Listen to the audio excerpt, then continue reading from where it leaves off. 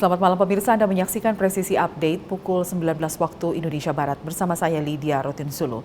Dalam rapat internal kabinet yang dihadiri Menko Polhukam, Panglima TNI dan juga Kapolri, Presiden Joko Widodo memerintahkan penanganan lebih cepat dalam mencegah dan memberantas tindak pidana perdagangan orang. Data BP2MI menunjukkan lebih dari 1.900 warga Indonesia meninggal dunia akibat kejahatan TPPO.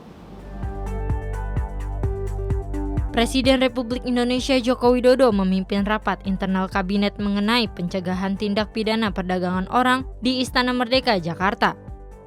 Dalam rapat ini, Presiden Republik Indonesia Jokowi meminta jajaran untuk mengambil langkah cepat untuk mencegah serta memberantas tindak pidana perdagangan orang. Instruksi ini didasari keprihatinan Presiden terhadap jumlah warga negara Indonesia yang meninggal akibat tindak pidana perdagangan orang.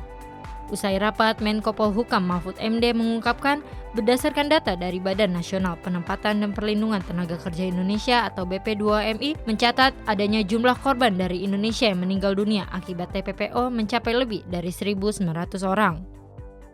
Oleh sebab itu Presiden tadi menyatakan melakukan restrukturisasi Satgas, tim tindak pidana perdagangan orang, kemudian memerintahkan ada langkah-langkah cepat di dalam sebulan ini untuk menunjukkan kepada publik bahwa negara, kepolisian, negara, TNI, dan aparat-aparat pemerintah yang lain itu bertindak cepat dan hadir. Dalam 3 tahun terakhir, BP2MI telah menangani 94.000 orang pekerja migran Indonesia yang dideportasi dari negara-negara Timur Tengah maupun Asia. Dari jumlah ini, sekitar 90% diantaranya berangkat secara tidak resmi dan diyakini diberangkatkan oleh sindikat penempatan ilegal PMI. Bank Dunia pada tahun 2017 merilis bahwa ada 9 juta orang Indonesia yang bekerja di luar negeri. Namun tercatat secara resmi di sistem komputerisasi perlindungan pekerja migran Indonesia hanya kurang dari 5 juta orang. Turut hadir pula dalam rapat internal kabinet ini Panglima TNI Laksamana Yudo Margono, Kapolri Jenderal Polisi Listio Sigit Prabowo, dan Sekretaris Kabinet Pramono Anung. Ya, dan pemirsa, untuk membahas lebih jauh tentang pencegahan tindak pidana perdagangan orang, saat ini kami sudah terhubung dengan Kepala BP2MI, Beni Ramdhani. Ya, selamat malam Pak Beni. Selamat malam Lydia. Ya, dari ratas yang Anda hadiri tadi bersama Presiden juga Menko Polhukam dikatakan bahwa 1.900 korban dari Indonesia meninggal akibat TPPO. Nah, Pak Beni, sudah separah apa sih sebenarnya kasus TPPO yang kalau boleh saya katakan ini sebagai perbudakan di zaman modern ini? Ya, saya kan dilantik oleh Presiden tanggal 15 April 2020 ya, tepat 3 tahun saat ini saya memimpin. Kemudian saya menggunakan basis apa yang pernah dirilis oleh World Bank tahun 2017. Artinya itu tahun di mana saya belum menjadi Kepala BP2MI. World Bank merilis ada 9 juta orang Indonesia yang bekerja di luar negeri. Itu di tahun 2017. Padahal Cisco BP2MI mencatat hanya 3.663.790 orang yang bekerja secara resmi. Nah, artinya secara asumtif ya, ada 5,4 juta di tahun 2017 sebagaimana dirilis oleh World Bank, orang Indonesia yang bekerja di luar negeri yang dipastikan mereka berangkat ya melalui tindakan atau praktek TPPO yang dilakukan oleh para sindikat dan mafia. Nah, kemudian saya mencoba menggali persoalan ini lebih dalam dan ternyata kejahatan perdagangan orang ini terus terjadi. Sehingga 3 tahun terakhir saya memimpin BP2MI, saya sudah menangani kepulangan ya mereka yang dideportasi kurang lebih 94.736 orang. Kemudian jenazah itu kurang lebih 1.937. Jadi rata-rata 2 peti jenazah yang masuk ke tanah air kita dalam 3 tahun terakhir, ya, yang mereka 90% diyakini korban TPPO karena datanya tidak ada dalam Sisko kita. Kemudian ada 3.377 yang sakit, baik cacat secara fisik, korban penganiayaan, kemudian juga depresi ringan, depresi berat, dan bahkan hilang ingatan. Bisa dibayangkan, saya berani mengatakan Indonesia dalam keadaan darurat penempatan ilegal. Yang ini menjadi catatan buruk menurut saya, karena kita punya perangkat hukum, Undang-Undang TPPO nomor 21 tahun 2007. Kemudian Presiden menandatangani Perpres tentang gugus tugas penanganan dan pencegahan TPPO. Itu mengikat 34 kementerian lembaga loh, ya. Yang Perpres itu dikeluarkan nomor 22 tahun 2021. Ketua 1 Menko PMK, Ketua 2 Menko Polhukam, ketua hariannya adalah Menteri PPA. Pak Kapolri, Panglima, Menaker, Menlu, ya, itu semua Mensos termasuk anggota dan BP2MI.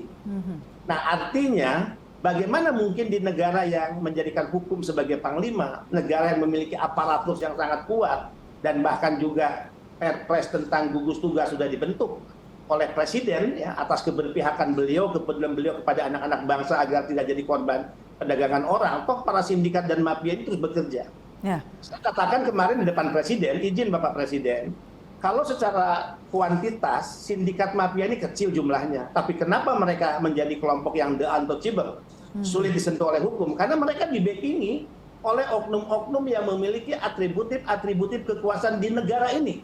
Tegas saya sampaikan di depan Presiden kemarin.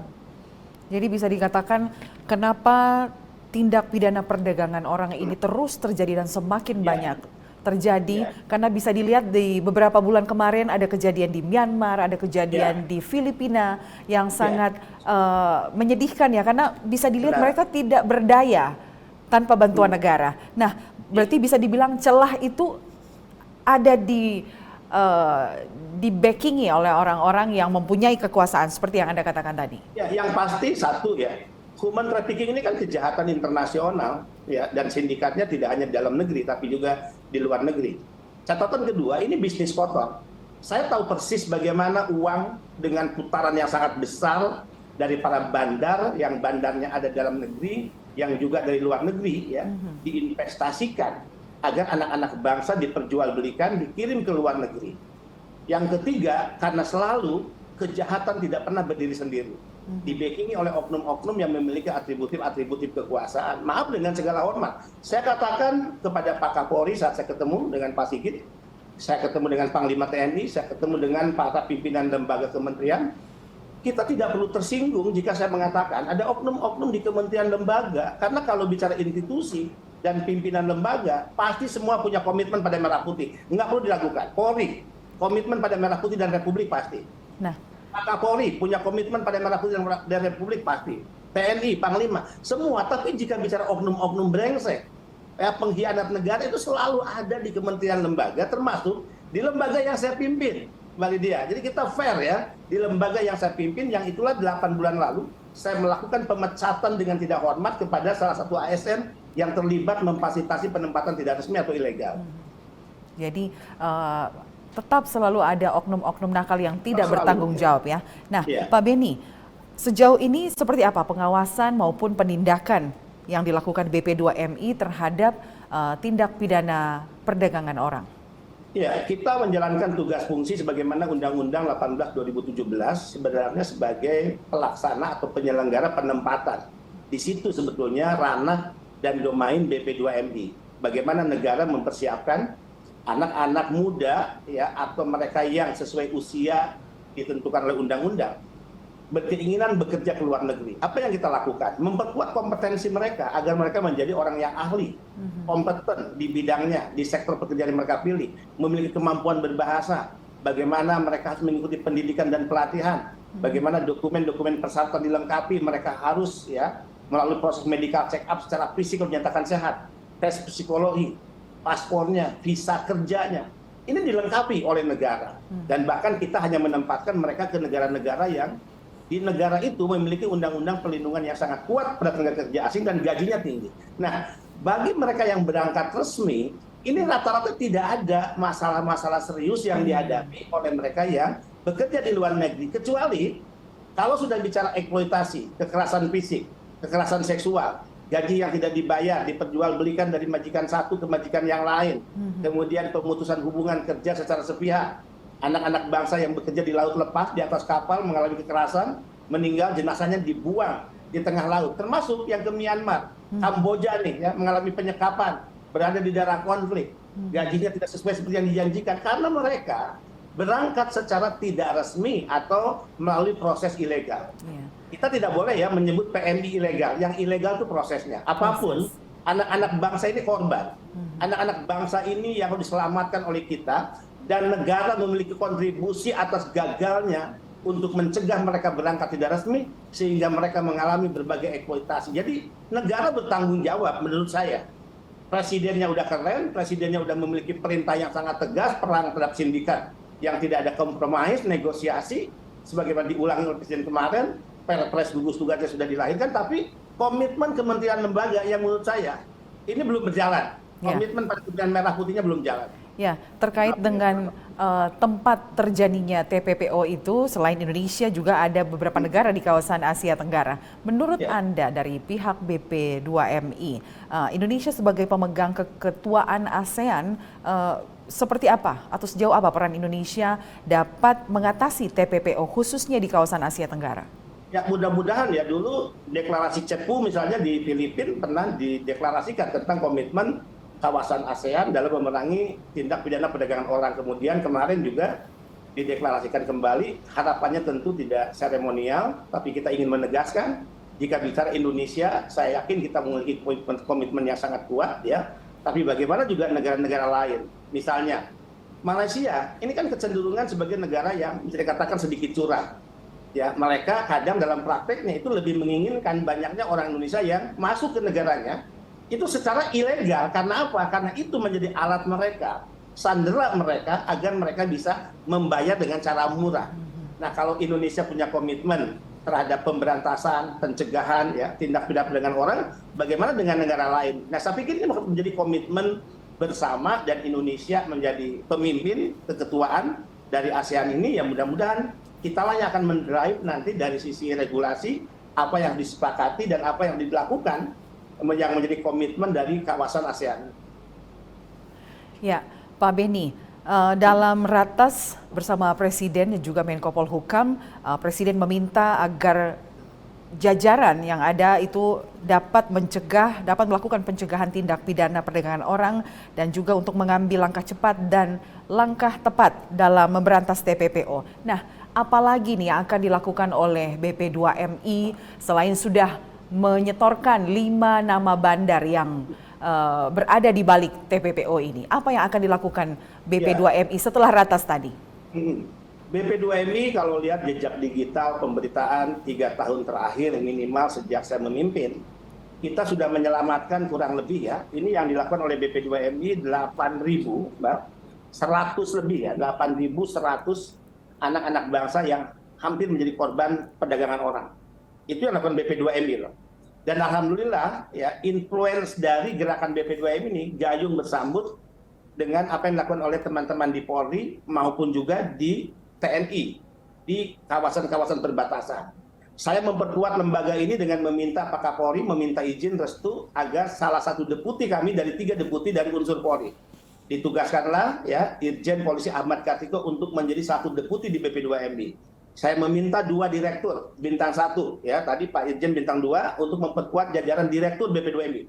Alhamdulillah disetujui oleh Pak Kapolri. Kemudian 4 untuk kepala balai di daerah-daerah yang sangat rawan penempatan ilegal. Itu disetujui, dan ini ternyata mempermudah kerja-kerja kolaboratif BP2MI dalam penanganan baik pencegahan maupun tindak lanjut proses hukum terkait tindak pidana perdagangan orang. Nah, sekarang ini udah mulai bagus nih ya, kerjasama dengan Kepolisian Republik Indonesia. Tapi sekali lagi, tidak hanya penegakan hukum sebetulnya. Ada 4 tawaran yang kami sampaikan. 1, sosialisasi yang masif. Rakyat harus diedukasi bahwa negara tidak melarang orang bekerja ke luar negeri. Bahkan negara hari ini memberikan berbagai fasilitas kepada para PMI yang resmi. Bisa dibayangkan Mbak perubahan besarnya. Baru di era ini PMI sekarang punya lounge di bandara. 8 bandara internasional lounge khusus untuk PMI. Ada fast track, jalur khusus yang biasanya hanya dinikmati ofisial diplomatik sederajat sekarang PMI yang resmi itu punya jalur khusus yang tidak bisa dicampur dengan penumpang umum ketika tiba dari luar negeri Indonesia maupun akan berangkat ke luar negeri. Kemudian mereka punya credential letter, surat kepercayaan negara yang diberikan pemerintah Indonesia dan harus diberikan kepada majikan mereka di luar negeri. Kemudian ada fasilitas KUR. Mereka tidak perlu menjual harta untuk modal bekerja, tidak perlu meminjam ke rentenir, tapi kita potong mata rantai ya, ijon rente dengan pemberian modal usaha, modal bekerja agar mereka cukup dengan membayar bunga 6% kepada bank dan dicicil selama bekerja. Nah, fasilitas-fasilitas dan perlakuan hormat inilah yang kemudian mereka dilepas saat mau terbang, itu pelepasannya oleh Presiden pernah hadir, Menko pernah hadir, kemudian para menteri hadir, tokoh-tokoh penting. Saya ingin melepas PMI seperti kita melepas kontingen Olimpiade. Mereka adalah ambasador, mereka adalah dignity. Ya, mereka pakai baju, dasi, kemudian jaket, ya, dan dilepas resmi oleh pejabat-pejabat penting di negara ini, dan ini tidak dilakukan oleh negara-negara lain. Ini propaganda kita melawan mereka yang masih tergiur untuk berangkat tidak resmi dengan segala resikonya, tapi mereka akan punya perspektif baru bahwa jika berangkat resmi selain aman, terlindungi, ya dilindungi secara hukum, ekonomi dan sosial, tapi juga mereka mendapatkan perlakuan hormat negara. Ya. Ini baru terjadi di era Presiden Jokowi. Ya, upaya-upaya yang Anda jelaskan tadi sebagai jaminan bagi para PMI yang bekerja di luar negeri agar mereka merasa dilindungi, mereka merasa ada jaminan dan juga kehadiran negara terhadap apa yang mereka lakukan di saat mereka jauh dari kampung halaman, dari Indonesia. Nah, Pak Beni, terakhir, sebagai upaya juga pencegahan tentu ada sosialisasi dari BP2MI. Mungkin ada penegasan bagi masyarakat yang menonton acara ini agar apa sebenarnya atau imbauan seperti apa agar masyarakat yang ingin bekerja di luar negeri secara resmi agar terhindar dari kasus-kasus TPPO ini. Ya, tadi saya tambahkan ya 4 tawaran yang kita sampaikan dalam rapat. 1, sosialisasi yang masif, 2, diseminasi informasi yang aktif, 3, pencegahan yang progresif yang dilakukan oleh negara, dan keempat adalah penegakan hukum yang revolutif. Nah, penegakan hukum ini walaupun jalan, maaf, saya mengatakan masih ya memenjarakan ikan teri, belum ikan kakap, belum menyentuh bandar, belum menyentuh mastermind. Bukan berarti kesalahannya ada di polisi. Dalam beberapa kasus yang ditangani di daerah-daerah, ketika polisi menyatakan penggunaan pasal TPPO, itu masuk ke kejaksaan beda, bukan TPPO. Sehingga masuk proses pengadilan, hukumannya rendah. Sehingga saya katakan di depan Presiden, perlu duduk satu meja para penegak hukum untuk memiliki kesepahaman atau bangunan kesepahaman yang sama. Bahwa undang TPPO ini harus dikenakan dengan hukuman yang paling keras, 15 tahun minimal 15 miliar denda kepada para pelaku. Dan bahkan kita tawarkan dengan pendekatan multidose. Multidor itu tidak hanya memenjarakan secara fisik pidana mereka, tapi juga bagaimana memiskinkan mereka dengan undang-undang TPPU misalnya, tindak pidana pencucian uang. Nah, himbauan kepada masyarakat adalah hindari ya iming-iming, tawaran melalui media sosial, kemudian menjanjikan mereka berangkat cepat, gaji tinggi, ya, kemudian semua biaya seolah-olah ditanggung, padahal biaya ini itu akan diminta oleh mereka ketika mereka bekerja, bahkan dengan bunga yang berlipat-lipat, bunga yang sangat tinggi. Maka jika ingin bekerja secara resmi, itu hak setiap warga negara, dijamin oleh konstitusi, Anda tinggal datang ke kantor dinas tenaga kerja di kabupaten kota, atau BP2MI, ya, di 23 provinsi atau website ya BP2MI www.bp2mi.go.id atau tentang informasi peluang kerja www.jobinfo.bp2mi.go.id. Di situ jelas kok negara-negara mana yang membutuhkan pekerja dari Indonesia, apa syaratnya, kemudian dokumen-dokumen apa yang harus dilengkapi, gajinya berapa, bekerja sebagai apa. Jadi hindari ya tawaran-tawaran yang menggiurkan, yang sebetulnya itu adalah perangkap awal Anda menjadi korban tindak pidana perdagangan orang dengan segala resiko yang saya sampaikan tadi. Baik, terima kasih Kepala Badan Perlindungan Pekerja Migran Indonesia, Pak Beni Ramdhani sudah berbagi informasi bersama kami di Presisi Update Polri TV. Salam presisi. Terima kasih, selamat malam, salam presisi. Baiklah pemirsa, sekian Presisi Update kali ini. Terima kasih atas perhatian Anda, salam presisi.